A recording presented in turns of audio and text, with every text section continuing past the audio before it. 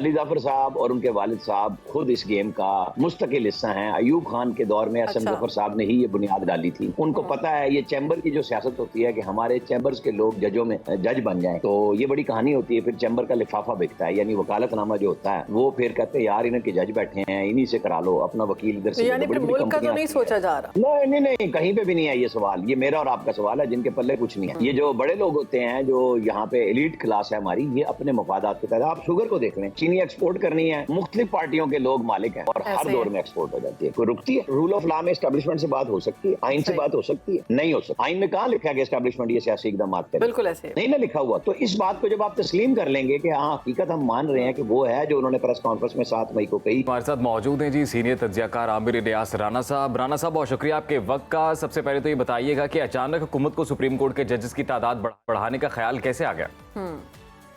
जो बातें आप दोनों ने अभी इब्तदाइये में कही हैं, दोनों दुरुस्त हैं। हुकूमत की तरफ से जो बात कही जा रही है, जो प्राइवेट मेंबर बिल है वो भी दुरुस्त है, और अली जफर साहब ने कहा वो भी दुरुस्त है। लेकिन अली जफर साहब ने एक ही सांस में 2 बातें कही जो उनकी कौमी असम्बली की पार्लिमानी पार्टी के बरक्स थी, कि वो कह रहे थे कि 2 जजेस आप बढ़ा लें, क्योंकि जब कल उनकी कौमी असम्बली की पार्लिमानी पार्टी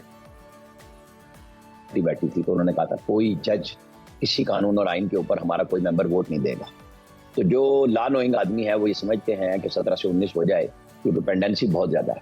अच्छा, अब आप आ जाए कि असल इशू क्या है। इशू यही है ना कि गवर्नमेंट के नज़र में, या जो लोग बिल पेश कर रहे हैं वो समझते हैं कि जो 13 रुकनी फुल कोर्ट का फैसला है, अगर आपको उसे किसी भी रंग में ट्विस्ट करना है, चेंज कराना है, तो आपको जजेस बनाने हैं। मेरे ख्याल में ये एक सोच होती है किसी भी हुक्मरान के ग्रुप की कि इस तरीके से कम हो जाता है। क्या यही जजेस जिन्होंने वो जो हम ख्याल जजेस की बात कहते हैं हम, या कुछ कह लें, तो क्या राय नहीं बदली जो उन्होंने फुल कोर्ट में दी कि जो फैसला मुतवक्को था वो नहीं आया? तो जब जज बन जाते हैं तो फिर वो सीट पे बैठने के बाद फैसले कर रहे होते हैं, जो ला रहे होते हैं उनके खिलाफ भी हो रहे होते हैं, जिनके साथ होते हैं उनके हक में भी हो रहे होते हैं। हमें थोड़ी सी बतौर कौम मेच्योरिटी की तरफ जाना पड़ेगा। क्या अमेरिका में सियासी जमातों के वकील नहीं होते, जज नहीं बनते, फैसले करते हैं? तो यहाँ पे हमें भी कंसेंसस इवॉल्व करना है हर मामले में। राना साहब, ये टाइमिंग की बात हो रही है, जो इससे पहले पीटीआई की जानिब से जो एहतजाज किया जा रहा है। टाइमिंग तो ये है कि हमारे पास 57 लाख केसेस पेंडिंग हैं और हम इसीलिए दुनिया में नीचे से टॉप पे आए हुए हैं। तो ये हमारे किसी भी चीफ जस्टिस, चारों हाई कोर्ट्स और सुप्रीम कोर्ट के जजेस के लिए बहुत बड़ा सोचने का मकाम है।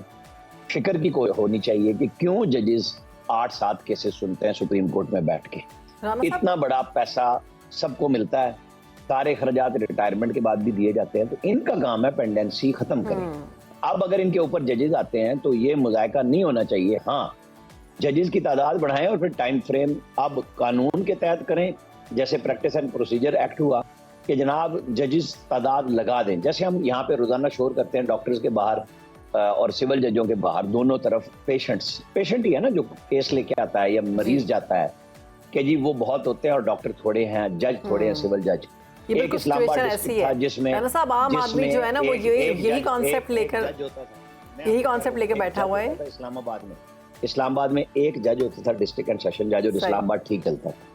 यहाँ 70 के करीब जजेस आ गए हैं और 8 बैठे हैं हाई कोर्ट के जज, और केस ही नहीं खत्म हो रहे इस्लामाबाद के। ये हमारा मसला, ये समझने की जरूरत है कि आप क्वालिटी ऑफ जजेस को देखें कि वो किस किस्म के लोग ठीक आ रहे हैं, केस किस किस्म के हैं। बेशक आप फायदा पॉलिटिकल देखें या कुछ भी देखें, लेकिन जिन लोगों को ला रहे हैं वो तो मुस्तकिल बुनियादों पे आ रहे हैं ना, उनकी एक एज मुकर्रर है कि उन्हें कब रिटायर होना। तो ये आम आदमी का भी यही कॉन्सेप्ट है कि अगर तुम्हारा केस अदालत में चला गया तो वो कभी हल नहीं होगा, वो तारीख पर तारीख ही पड़ेगी। तो हुकूमत 2/3 अक्सरियत के बगैर क्या ये कर सकती है? बिल में अमेंडमेंट, ये सब कुछ हो सकता है? जी, जो जजेस की तादाद है ना वो हमेशा से एक एक्ट के तहत बनती है, उसमें कॉन्स्टिट्यूशन का कोई जिक्र नहीं है। जजेस की उम्र बढ़ाने के लिए आइन में तरमीम की जरूरत है, लिहाजा ये कोई वो नहीं है। ये 1997 में इस तरह मुकर्रर की गई थी, नवाज शरीफ साहब के दौर में सुप्रीम कोर्ट की तादाद 13 से 17 शायद की गई थी। तो ये इवन और ऑड का भी इसलिए रखा जाता है कि अगर कहीं कन्फ्लिक्ट हो जाए, कोई राना साहब अगर तादाद बढ़ जाती है तो इससे हुकूमत को क्या ज्यादा फायदा होगा और अपोजिशन को क्या नुकसान हो रहा है? देखिए, वो सोच रहे हैं ना कि जो मखसूस नशिस्तें हैं उससे 2/3 अक्सरियत उनकी चली गई, एक गुस्से का आलम कह सकते हैं। लेकिन मैं आपको बताऊं, उससे भी ज्यादा असल बात, जो बात हम पहले कर रहे थे, वो है केसों की पेंडेंसी की। हुकूमत सोचे न सोचे, ये अल्टीमेटली आनी है बात। ये अदलिया के ऊपर भी एक बहुत बड़ा धब्बा और क्वेश्चन मार्क। लेकिन राना साहब, ये आप दो जो मखसूस नशिस्तों का मामला है, उस पर तो फैसला सुना दिया गया है, तो अब अगर तादाद बढ़ाई जाती है तो क्या उससे भी कोई नुकसान हो सकता है, जो पीटीआई समझ रही है? मैं इसी तरफ आ रहा था। देखें, वैसे तो अगर सुप्रीम कोर्ट फुल कोर्ट बैठती है, नए जजेस 23 हो जाते हैं, और इस दौरान हो जाते हैं जब 23, 13, 14 सितंबर तक दोबारा नया अदालती साल शुरू होगा और आ जाते हैं, तो शायद ये बात हो। लेकिन मैं आपको एक बात बता दूं, आप तादाद बढ़ाएंगे, काजी फायद ईसा तो नहीं फायदा ले रहे ना उस तादाद के बढ़ने से। उनकी उम्र तो 65 साल 25 अक्टूबर को पूरी हो रही है। ऐसे जो जजेस बैठे हैं, जो बात होती है कि जजेस का जो माइंड है वो ये है कि नए चीफ जस्टिस मंसूर अली शाह हैं और उन्होंने 3 साल कुछ दिन रहना है, तो क्यों ना उनके साथ चला जाए। तो उन्होंने फैसला भी दे दिया 8 के साथ, अक्सरियत के साथ फुल कोर्ट का आ चुका हुआ है। सही। अब ये बातें हैं प्रेशर करने की या जो भी, असल मसला ये है कि बैठ के मसाइल का हल निकाला जाए, चाहे वो अदलिया में है, वो एस्टेब्लिशमेंट के हैं, वो हुकूमत के हैं, वो पीटीआई के हैं और उनके तादियों के हैं। क्योंकि बातचीत के बगैर हल होने का नहीं है, क्योंकि सब मज़ाहमत कर रहे हैं और नतीजे में जिस आम आदमी की हम और आप बात कर रहे हैं वो पिस रहा है और वो पिसता जा रहा है। उसके लिए तो रिलीफ नहीं मिल रहा ना। बेशक 2 साल 3 साल के बाद आप हम ये कह देंगे जी स्टेट बैंक की रिपोर्ट आ गई, महंगाई सिंगल डिजिट में आ गई, लेकिन मामला बहुत हमारे बिगड़े अब तो राना साहब, और नीचे प्रोसीजर एक्ट के तहत अब तो जो है कोई भी मामला जो अवामी नोयत का हो, उस हवाले से भी एक कमेटी है जो तयन करती है कि कौन सा बेंच बैठेगा और फिर वो केस उसके सामने आएगा। तो पीटीआई को कहीं ना कहीं ऐसा लगता है कि ये लाइक माइंडेड जजेस आ जाएंगे तो फिर उस हिसाब से तनासुब एक तरफ हो जाएगा। नहीं, लेकिन वो तो 2 जज, अगर हम उसको आपके सवाल को इसी तरह ले लें कि जस्टिस मंसूर अली शाह और जस्टिस मुनीब अख्तर अगर फैसले कर रहे हैं, तो काजी साहब तो 0 हो चुके हैं ना फैसलों में। तो वो अगर उनको बेंच ही नहीं देंगे, जैसे काजी साहब को कितने साल बेंच नहीं दिया गया, बहुत सारे और जजेस को मेन केसेस में, आईनी कानूनी केसेस बिठाया ही नहीं जाता था, तो वो तो अब आने वाले दिनों में वो अक्सरियत तो दूसरी तरफ चली जाएगी। उसका कोई फायदा नहीं होगा कि आप 23 कर रहे हैं या 25 कर रहे हैं या 21 कर रहे हैं। इशू वही है कि आपकी नीयत क्या है, इरादा क्या है, और सुप्रीम कोर्ट क्यों इस्तेमाल हो कभी भी किसी के हाथों में। सुप्रीम कोर्ट को किसी के हक में या किसी के खिलाफ में इसलिए फैसला नहीं करना चाहिए कि ये अच्छा है और ये बुरा है। जो कानून और आइन कहता है फैसले उस तरह के आने चाहिए। ये बहुत बड़ी हमारे यहाँ बात चल पड़ी है, लेकिन कि ये जो 7 जजेस मांगे जा रहे हैं, जुडिशियल मार्शल उनके वालिद साहब अली ज़फर साहब और उनके वालिद साहब खुद इस गेम का मुस्तकिल हिस्सा हैं। अयूब खान के दौर में एसएम जफर साहब ने ही ये बुनियाद डाली थी। उनको पता है ये चैम्बर की जो सियासत होती है कि हमारे चैम्बर्स के लोग जज बन जाएं, तो ये बड़ी कहानी होती है। फिर चैम्बर का लिफाफा बिकता है, यानी वकालतनामा जो होता है वो फिर कहते हैं यार इन्हें के जज बैठे हैं, इन्हीं से करा लो, अपना वकील इधर से। यानी मुल्क का तो नहीं सोचा जा रहा। नहीं, कहीं पे भी नहीं है ये सवाल। ये मेरा और आपका सवाल है, जिनके पल्ले कुछ नहीं है। ये जो बड़े लोग होते हैं, जो यहाँ पे एलीट क्लास है हमारी, ये अपने मफादात के तहत, आप शुगर को देख लें, चीनी एक्सपोर्ट करनी है, मुख्तलिफ पार्टियों के लोग मालिक हैं और हर दौर में एक्सपोर्ट हो जाती है। कोई रुकती है? नहीं रुकती। मतलब ये जहाँ कार्टेल बनते हैं, ये सीमेंट इंडस्ट्री को देख लें, यहाँ पे जब मालिकान चाहते हैं एकदम प्रोडक्शन कम करके रेट बढ़ा देते हैं, चाहे टैक्स जितने मर्जी। राना साहब, अब एक और सूरत हाल भी है बानी पीटीआई के दीगर जो हुकूमती इत्तेहाद में जो जमातें मौजूद है उनसे मुज़ाकरात के हवाले से, तो एक बार फिर से जो मौक़िफ़ है उसमें थोड़ी तब्दीली आई है और अब ये वाज़ेह किया गया है जी कि सिर्फ इस्टेब्लिशमेंट से ही मुज़ाकरात हो सकते हैं, जो हुकूमत को पावर में लेके आए उन लोगों से मुज़ाकरात होंगे। नहीं, उनकी खान साहब की बातों में ना कोई इस मामले में फर्क नहीं है। एक ही सांस में वो 2 बातें करने की शुरू से कर रहे हैं। उन्होंने साथ ही कहा है कि जो बातचीत करनी है तो वो महमूद खान अचकज़ई करेंगे और अगर कोई डील ऑफर होगी तो वो आके मुझे बताएंगे कि उन्हें क्या ऑफर किया गया, फिर हम देखेंगे। यानी पॉलिटिकल पार्टी का रास्ता खोल दिया, साथ ही ऊपर तलवार लटका दी कि बात तो उनसे करनी है जिनके पास इख्तियार है। तो अभी तक तो इख्तियार वाले आपके साथ बात नहीं कर रहे, रास्ता आप उधर से ढूंढ रहे हैं, नाम अपना नहीं ले रहे, क्योंकि आप कह रहे हैं कि नहीं अगर मैं नून और पीपल्स पार्टी के साथ बैठूंगा तो मैं इनको लेजिटिमाइज करूंगा, मैं इनकी हकीकत को तस्लीम करूंगा कि ये हुकूमत में आ गए हैं। अब आप तस्लीम करें ना करें, वो तो हुकूमत में है। आप गिरा सकते हैं तो गिरा लें। बांग्लादेश का इनकलाब आप लाना चाहते हैं, राना साहब, जो महमूद खान अचकज़ई साहब की क़यादत में एक ग्रुप तश्कील दिया गया था, आपको क्या लगता है वहां पर कोई बात बन सकती है आगे? देखिए, बातचीत के बगैर कभी कोई रास्ता नहीं बनता। महमूद खान अचकज़ई के पास जितना भी इख्तियार हो उनकी अभी उन्होंने फिर दोबारा भी कहा कि हम इस्टेब्लिशमेंट से भी बात करेंगे, लेकिन हम रूल ऑफ लॉ के तहत बात करेंगे, आइन के तहत बात करेंगे। भाई जब आप बैठ गए तो आप रूल ऑफ लॉ में इस्टेब्लिशमेंट से बात हो सकती है, आइन से बात हो सकती है? नहीं हो सकती। आइन में कहाँ लिखा है कि इस्टेब्लिशमेंट ये सियासी इकदाम करे? बिल्कुल ऐसे नहीं ना लिखा हुआ। तो इस बात को जब आप तस्लीम कर लेंगे कि हाँ हकीकत हम मान रहे हैं कि वो है जो उन्होंने प्रेस कॉन्फ्रेंस में 7 मई को कही कि आप सिर्फ दिल से माफी मांगिए, 9 मई का जुर्म तो तस्लीम साहब एक कीजिए तरफ और जाके मुलाकात सियासी जमातों से, एक तो नवाज शरीफ साहब उनका तो मौक़िफ़ में कोई तब्दीली नहीं आई और सब मिल बैठकर मामलात को हल करें। दूसरी तरफ एहसन इकबाल साहब कहते हैं माफ़ी मांगे तो मामलात हल हो जाएंगे पीटीआई के बारे में, बानी पीटीआई इमरान खान के हवाले से।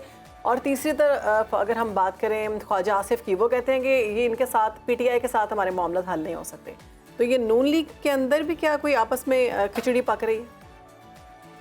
देखें, जब आप सवाल चलें, आप नहीं, मैं कहता हम लोग जो सवाल बनाते हैं, जब हम पीटीआई का सुनते हैं तो बानी को इख्तियार दे देते हैं सारे के सारे के वही फैसले करते हैं। जबकि कल ही सेनेट में अली जफर ने 2 वोटों की बात की कि 2 हम जज बढ़ा देंगे, आप कर लें, और कौमी असम्बली में उन्होंने पार्लिमानी पार्टी से कहा कि कोई वोट नहीं करेगा। तो क्या यहाँ भी इख्तलाफ है? ये राय होती है लोगों की। नवाज शरीफ अगर कह रहे हैं, लेकिन नवाज शरीफ ने कहा है कि आवाम आदमी की रिलीफ के लिए तमाम हुकूमतों से, तमाम जमातों से बैठे। क्या शहबाज शरीफ ने असम्बली में जाके पीटीआई से हाथ मिला के बात करके नहीं कही, अच्छी से नहीं कही कि जनाब आप बैठ जाएं? क्या फर्क है इस बातचीत में? लेकिन 2 लोगों ने ओपनली आके कहा कि 9 मई को मत भूलें।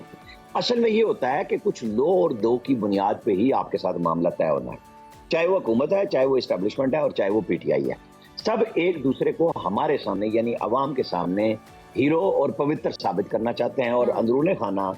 तो राणा साहब, अगर ये मुज़ाकरात होते भी हैं तो इसमें पीटीआई के पास या हुकूमती सेटअप के पास क्या है एक दूसरे को देने के लिए? लेवरेज तो है नहीं किसी बात। नहीं, लॉन्ग टर्म स्ट्रेटेजी तो है ना हर एक के पास रास्ते में कि आपको इलेक्शन कैसे चाहिए, कब चाहिए। नेक्स्ट पीटीआई के लिए ये होगा ना, वो जो कहते हैं ना कि हमारा मैंडेट वापस करो, उसका भी एक तरीक़ाकार है ना। या तो आप इलेक्शन में कहते हैं कि अगर अभी मुज़ाकरात के लिए बैठ गए, वो तो यही है कि एक तरीके से 8 फरवरी के इंतखाबात को तस्लीम कर लें, फिर तो आप हुकूमत को मान रहे हैं ना। अगर आप साथ बैठ रहे हैं तो बुनियादी तो इख्तलाफ ही है। आप हुकूमत को माने ना माने, आप हुकूमती इक़दाम के तहत पैसे भी ले रहे हैं, तनख्वाहें भी ले रहे हैं। आप उनके स्पीकर और चेयरमैन सेनेट के सामने भी सर कहते हैं। ये लफ्ज कहने की बात होती है कि पार्लियामेंट, ये अपोजिशन का राइट है कि वो कहे कि हम आपको तस्लीम नहीं करते, इससे कोई नहीं रोक सकता। लेकिन आप हुकूमत से ही बात कर रहे होते हैं ना, चाहे वो आप कहें कि जी हम पब्लिक जो एडवाइजरी कमेटी है, हाउस बिजनेस एडवाइजरी कमेटी में बैठते हैं, कहते हैं कि अचकज़ई साहब को इमरान खान ने इसलिए आगे किया है कि कल को वो आके अवाम को ये नारे मारते हुए दिखाई देंगे कि मैं तो आगे नहीं आया था, मैं तो झुका नहीं था, मैंने तो इनसे हाथ नहीं मिलाया था, वो तो थर्ड पर्सन था। तो आप समझते हैं कि ऐसा हो सकता है? और दूसरा जो जलसा है 8 सितंबर का होता हुआ देख रहे हैं, क्योंकि राना सनाउल्ला कहते हैं कि नहीं होगा। पहले सवाल पे पहले आऊंगा, क्या जरदारी और नवाज शरीफ ने वरना फजलुर रहमान को आगे नहीं किया था पीडीएम में? तो सियासी स्ट्रेटेजी इसी बात का नाम होती है। सही है, कोई ऐसी चीज नहीं है जो हम नहीं कर रहे हैं इस पाकिस्तान में। हम नई गलतियां करने के लिए तैयार ही नहीं है। हम पुरानी गलतियां और उस दायरे के सफर में रहते हैं। और 8 सितंबर के जलसे पे सच्ची बात है 4 दफा ये जलसा मनसूख कर चुके हैं, मुलतवी कर चुके हैं। अभी हमें देखना है, आज 2 सितंबर हो गई है, कि कितनी तैयारी इनकी नजर आएगी, गवर्नमेंट की आएगी। कोई सोच सकता था 22 अगस्त का जलसा 22 की सुबह को के बानी मनसूख कर देंगे? अलीमा खान ने फिर कहा ना कि फिर सब आकर इमरान खान के पास ही आते हैं जलसा मनसूख करवाने के लिए। बड़ा हीरो को बनाया उन्होंने इमरान खान को। हाँ, तो बनाया। तो उसके बाद वो जो हीरोइज्म थी 24 घंटे के बाद टूट गई कि ये तो इनके अपनी पार्टी के लोग थे। दोनों तरफ के बयानिए साथ साथ होते हैं ना कि जी इनसे लोग इकट्ठे नहीं हो रहे थे, इनकी क़यादत कंप्रोमाइज्ड है, प्रेशर में थी। उमर अयूब के साथ स्पेस में क्या हो रहा है? लोग क्या सवाल कर रहे हैं कि अगर तुमने कोई सौदेबाजी की तो तुम्हारे घरों के बाहर बैठेंगे। लोगों को ट्रस्ट नहीं रहा इनके अपने ऊपर। ठीक है, बहुत शुक्रिया आपका आमिर नियाज़ राना साहब। आपने सुनो पाकिस्तान को वक्त दिया और जो इस वक्त पॉलिटिकल सिचुएशन है उस हवाले से अपना तज्जिया पेश किया।